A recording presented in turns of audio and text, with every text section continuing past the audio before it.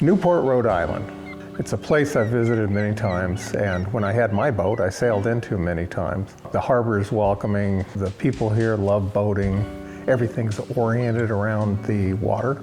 Years ago, it was a great shipbuilding area, so everybody sailed out of it. People came delivering supplies and all the things that these great harbors do. When I sailed through this area, I didn't have any money to speak of, so going into a restaurant was like going in and kind of wishing I could have some oysters or have a drink or something, and I wasn't paying for a mooring, I was anchoring. You know, in this area, Newport is kind of in a way where my art career kind of started, because people love boats there. When they saw me drawing boats, they started getting inquisitive. There weren't many artists out living the boating life then and drawing pictures. So people started asking me about it. They also asked us about our boat because, unbeknownst to me, I just happened to find somebody who would trade a motorcycle for a boat, and I didn't know that we got a legend of a boat. So when we went to Newport Harbor with our boat, people started breaking out those old-fashioned 8mm film cameras and filming us and saying, "Are you Vixen? We haven't seen Vixen in the water in years." And so we were one of the few S-boats still floating around in that harbor. When I'm visiting an area like this and I don't live there, I like to walk around for a day or two and just observe. It calms me down, it lets me actually smell and feel and look at the place, because those are all things that I like to experience before I try to paint a painting. It's not like being in the Army where you parachute in and bang out a painting and then you're on the helicopter by the afternoon. You know, I'm not the 82nd Airborne. But plein air painting has been kind of misinterpreted that way as a quick fix to art. I like to walk around, I like to feel things, I like to listen to the noises in that particular spot. And when it all feels right with the composition that I'm looking at, this particular scene is just this darker blue yacht sitting in the middle of the painting. It's all about that tarp and the color coordination between the orange and the blue, because those are complementary colors to each other. I'm starting to play with the color and the simplicity of the design in the beginning. This painting turned out to be a sketch. I didn't end up taking it very far. It was one of the first paintings I did when I got to Newport, if not the first, on this trip, and I decided I wanted to let myself tune up or stretch. There was a little bit of shadow coming through right in the beginning of the painting, but I could see the weather system moving in, and my experience over the years has told me, get the important stuff down immediately, not in 10 minutes. So over the years, I've learned just go for it. I'm trying to get the feeling of walking down the street in Newport and looking over and seeing this beautiful scene, and I try to capture that way. In the early 1900s, Nathaniel Herreshoff designed and built many America's Cup winning boats, I think 5. But he also designed a little weekend sailor called the S-boat. It was kind of meant to sail over weekends on weekend races. So Newport is the home to the S-boats.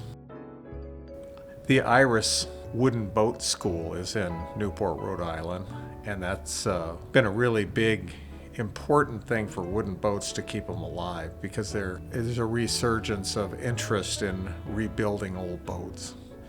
It's a lifestyle. It's a love. And it's a love, and an owner of a classic wooden boat, a restored classic wooden boat, is never the owner. He's only the temporary steward of that vessel. And it's his responsibility to keep it maintained, keep it updated, keep it in pristine condition, and at some point, pass it on to the next person to take care of it. They trained these kids for 2 years, sort of from the ground up. Some of them came in they were ex-military, retired military, or came in on a GI Bill. So they started out with 3 students, I want to say around 1992. And today they have an average around 55 to 90 or 100 students a year. Wow. This is a rare moment that we're getting to see inside here, because only the students get to see it. To make a long story short, Jens was my guide through reintroducing myself to Rhode Island. He's a master boat builder. And since I happen to have rebuilt and refloated a S-boat, He wanted to show me how they were doing that, and he happened to have access for us. It all started in this building here, this school. So this building's older. Oh, this building is ancient old. This is an old Yeah. power plant. The building is from the 1800s.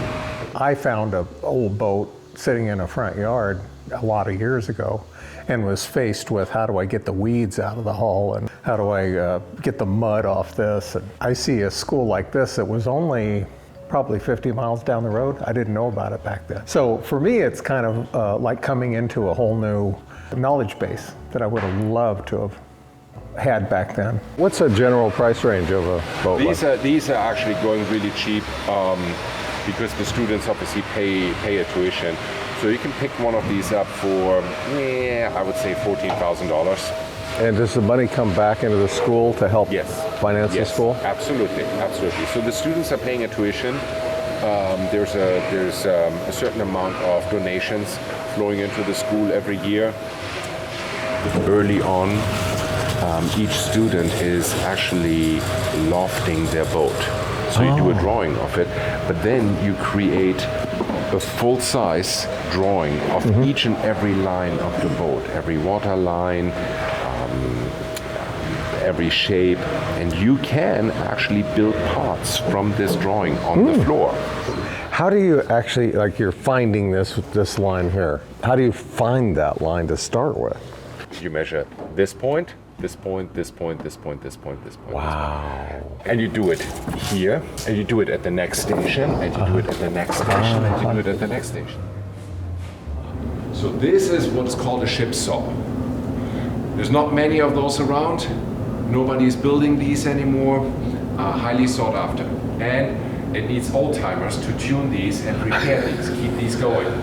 This has been a student project for many years. The reason I don't know very much about that big boat is because we were not even supposed to see it. We were peeking under the tarp. They're going to float it in the near future, and Jens tells us a little bit about this. In October this year, they will actually put this in the water and tow it to Mystic Seaport in Connecticut. There they take it out again, and that's where they finish it. This was so far, over the last 15 years, rebuilt to the original. It's a big boat. How big is it? This is 130 feet. Wow.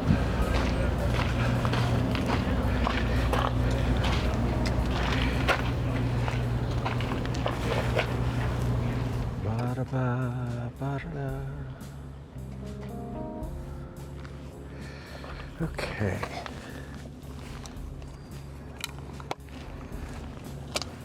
This is going to be a challenge.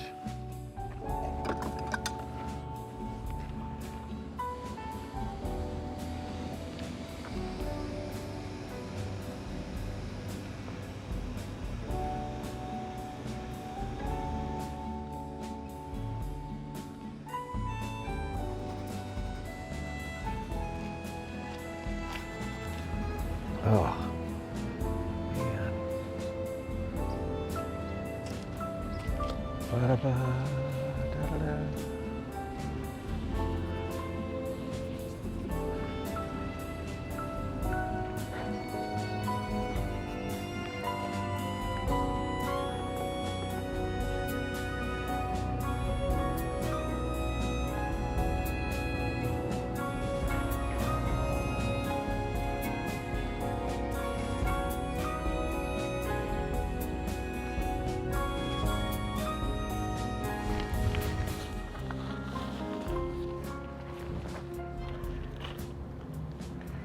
Ba-da-da.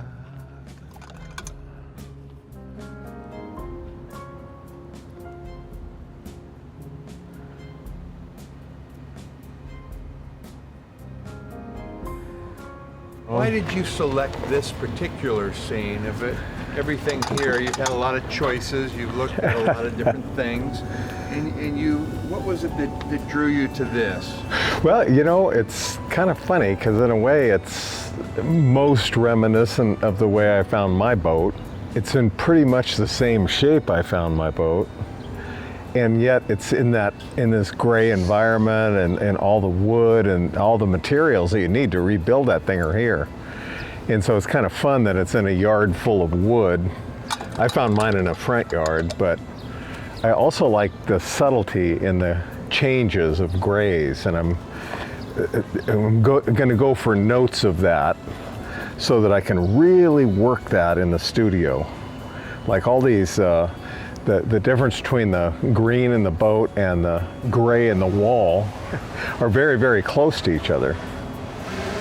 So I'm kind of working these grays a little bit and see how close I can come out here in the field.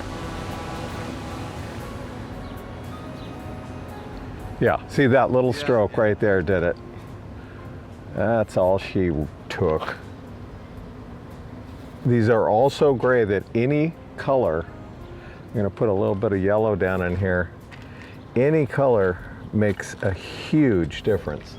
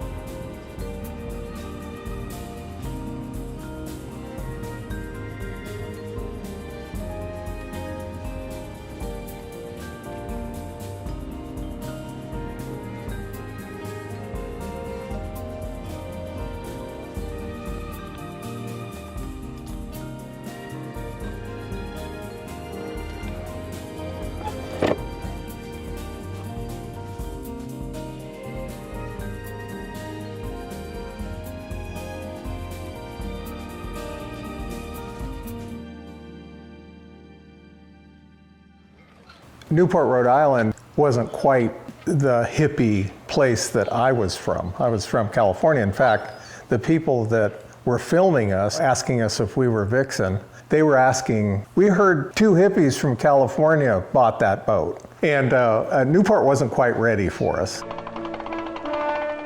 I spent a lot of time talking to people on other boats. You go to someone else's boat who's asked you about a drawing that you just did, and you end up spending the evening there, and then everybody breaks out a bottle of tequila, and pretty soon the party's on the boat. You're not going anywhere. And then you start talking about other places in Newport that you can go, and I want to introduce you to so-and-so. So there was a lively social life in Newport at the time of people who love boats. And Fred is one of those types of guys. He just loves boats more than anything. That's why he was out there volunteering to captain this ship for us, and he didn't know me from Adam. I got to go out and sail the boat just like the one I spent my time on in Newport, as well as up and down the eastern seaboard. Parts of my life that I enjoyed so much, making new memories.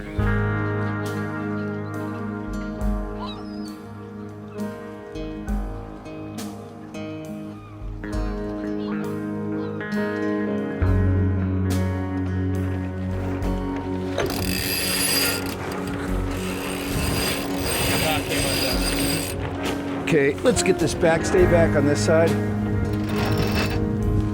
Cool. All right. Oh man, you don't know what a blast from the past this is for me. It's amazing.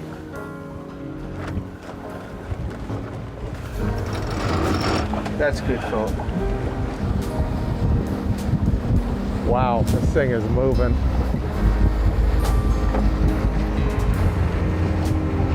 So we're gonna stay right with this mooring field. So you wanna swing around these moorings and like kind of head to the stern of that gray colored powerboat. Okay. And stay right on that course. Okay, here we go. Nice easy turn. Stay with me, John. Okay. Helm's over. Ease on the main. Stay with me. Right there. Right there. That's good. Perfect. Like that. That's good. Hold that course for a while. Just straight ahead here. Yep, straight ahead. How's that feel? Great. It's perfect trim right there, isn't it?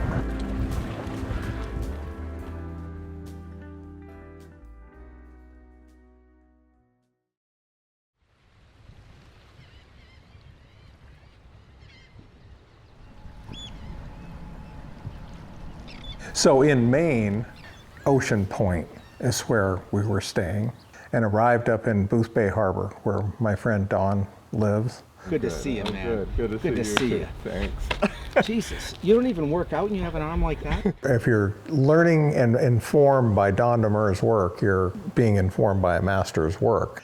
I always appreciated his artistic talent. As a very young man, he was able to come up in the illustration world of boats. He was born out of the Hudson School, so he learned a painting style that was very illustrative. And to me, I would just put a gun in my mouth and blow my head off because I have my ADD side if I had to paint like that. So I knew I was never going to be that, but I can appreciate it from afar, and I really loved looking at his work. One evening I was hanging out at a kind of a formal party that Laguna Beach was throwing, and we had white tablecloths. He spilt his red wine a little bit. He spilt a red dot of it on the white tablecloth.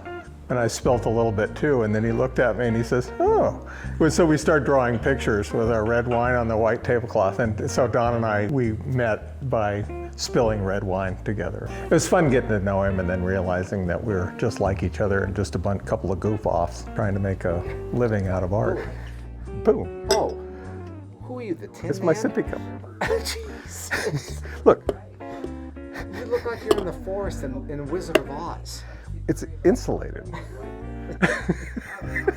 If you're gonna drink well.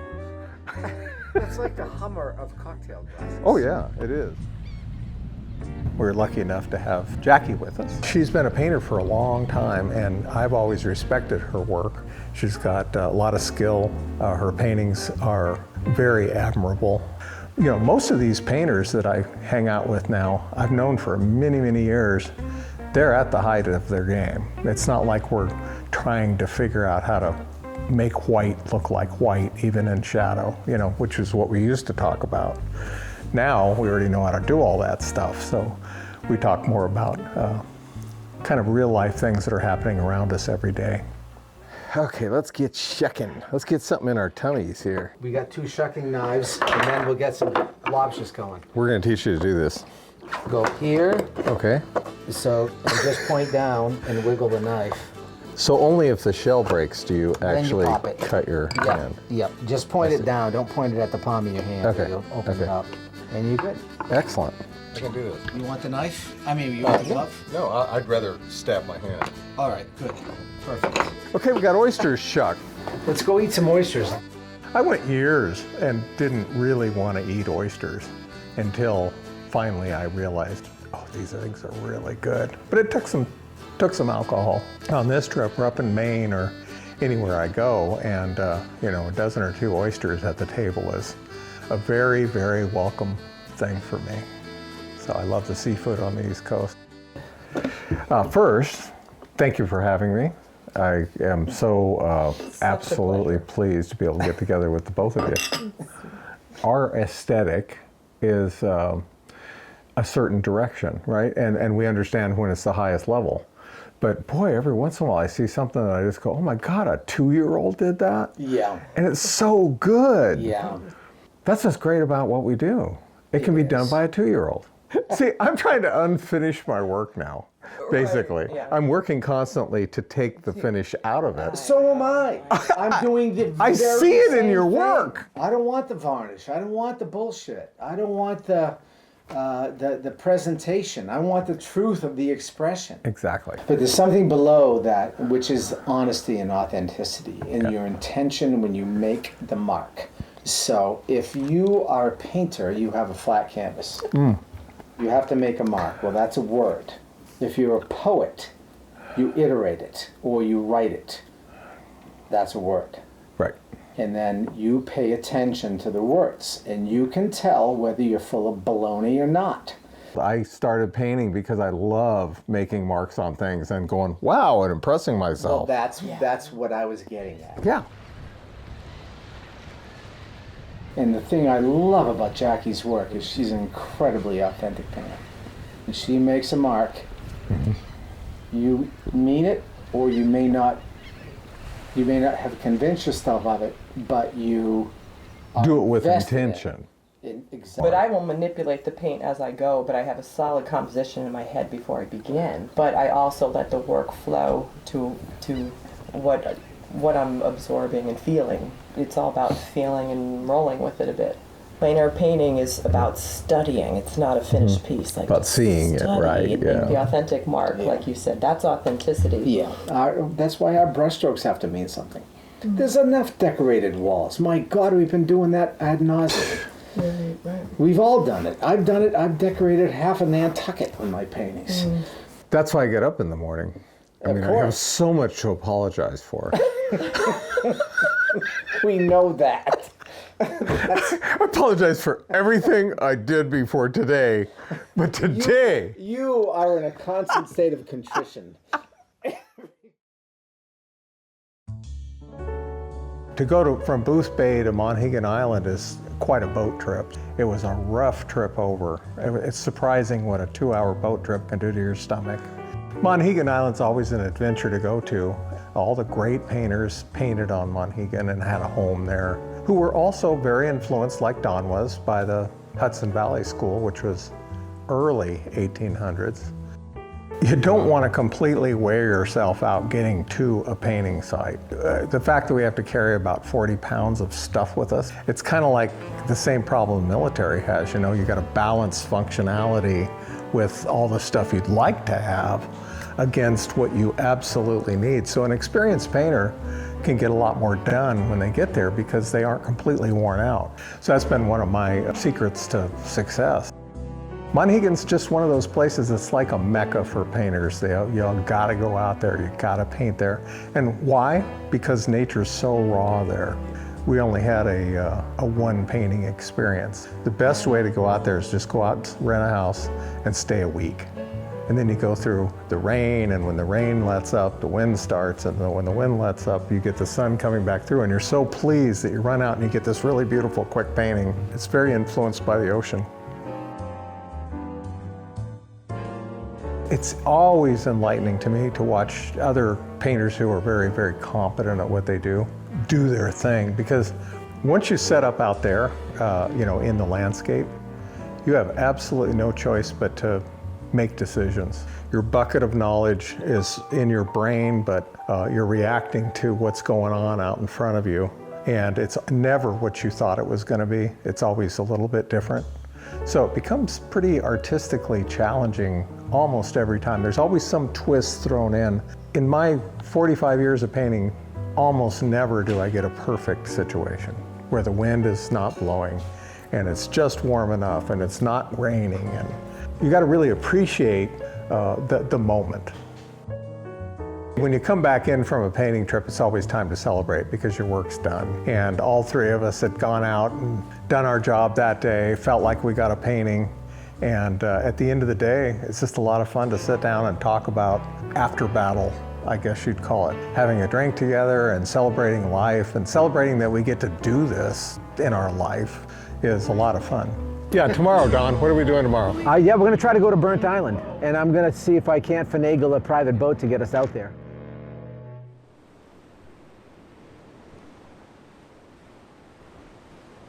This is the lighthouse at one end of Booth Bay.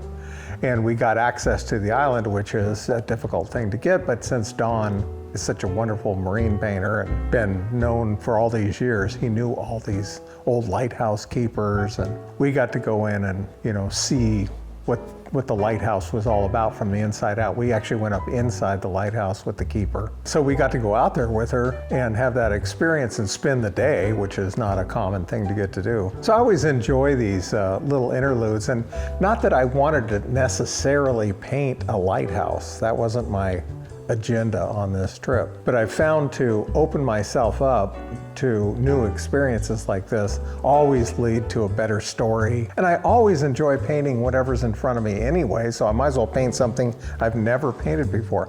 I don't think I've ever painted a lighthouse before this. I've avoided them on purpose for most of my career because they're an iconic thing like a unicorn to paint. They're things that people envision in a certain way.